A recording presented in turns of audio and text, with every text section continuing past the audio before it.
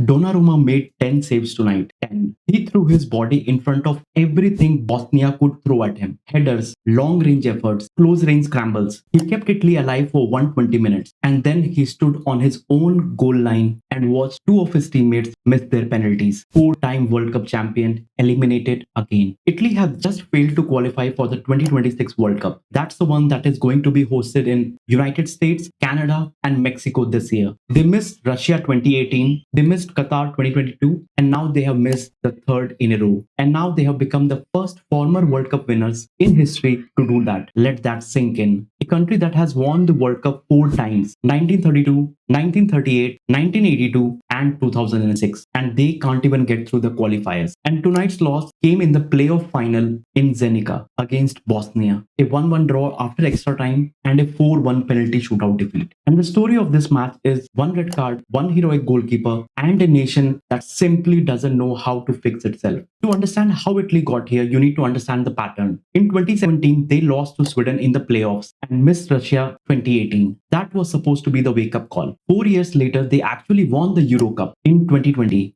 beating England in the finals at Wembley on penalties. And the whole country thought the crisis was over. It wasn't. Just over a year later, they lost to North Macedonia in a World Cup playoff. Now, Macedonia is a country, population smaller than Birmingham. Then came the 2026 cycle under a new setup, Gennaro Gattuso. Yes, that Gennaro. He took the charge of Azzurri. He was supposed to bring fight, intensity, and old Italian mentality. And to be fair, Italy made it to the playoff final. And they weren't terrible in the group stage. But making it to the final hurdle and then failing at it, that's becoming Italy's defining trait. Now let's talk about the match itself because that tells a damning story. Italy actually started well. Gattuso set up a 3-5-2. Donnarumma in goal, a back three of Calafiori, Bastoni and Mancini, with Di Marco and Politani as wingbacks, Tonali, Locatelli and Barella in midfield, and Retegui alongside Kean up front. Bosnia came out with a 4-4-2 with Edin Dzeko and Demirovic leading the line. And Edin Dzeko, remember, he is 40 years old, 40, still turning up for his country in a World Cup playoff. In the 15th minute, Italy took the lead. Nico Barella plays a pass to Kean, who capitalized on an error from the Bosnia goalkeeper, and Kean smashed it into the top right corner from outside the box. 1-0 Italy. At that point, you would have expected them to lock the game down, defend deep, see it out. Classic Italian football. But the numbers from the opening 40 minutes already showed warning signs. Bosnia were creating chances. Demirovic forced a save from Donnarumma in the 7th minute of the game. Tatic headed one on the target in the 24th minute. Ivan Besic tested Donnarumma from the distance in the 20th minute. Italy had the lead, but they were being pushed back. Then came the moment that decided everything. The 41st minute, Bastoni, one of the best centre backs in Europe, and Inter Milan guy, brought down Mimic as the last man. The referee had no choice, straight red. From that moment, Italy had to play with 10 men for the remaining 79 minutes of the match. Yes, 79. Gattuso reacted quickly. He pulled Retegui off in the 44th minute of the game, bringing on Federico Gatti to shore up the defense. And at halftime, there were more changes. Italy was totally on survival mode. And what happened next was a masterclass in one-man resistance from Donnarumma and an onslaught from Bosnia. And let me give you the numbers. Bosnia finished with 30 shots. Italy had 9. 30 shots to 9. Bosnia had close to 65% of the possession. They won 10 corners to Italy's 4, 11 shots on target to Italy's 3, and Donnarumma saved 10 of those. 10. He was magnificent. He was the only reason that Italy were still in the game. But in the 79th minute, even Donnarumma couldn't hold the ball together. Edin Dzeko, the 40-year-old man who refuses to retire, headed the ball towards goal. And Donnarumma actually saved it, but the rebound fell to Tabakovic, who had only come on as a substitute 8 minutes earlier, and he smashed it in from a close range. 1-1, and the stadium erupted. 9,500 Bosnians who believed their country was about to qualify for their second ever World Cup. Now, some of you will say it was the red card. Without Bastoni's dismissal, Italy would have won. And that's probably true. They were 1-0 up and controlling the game, or at least managing it before that moment. But here is what I would push back on. Italy have won World Cups with 10 men. The old Italy, the Italy of Maldini, Nesta, Cannavaro, they would have shut down the shop and grinded out the win even with a man down. This generation couldn't do it, even with one of the best goalkeepers in the world. And more importantly, why is your centre back making that foul in the first place? Bastoni is experienced enough to understand the situation. You are 1-0 up in a World Cup playoff. You do not commit a last man challenge in the 41st minute of the game. And that's not bad luck, it's a mental failure.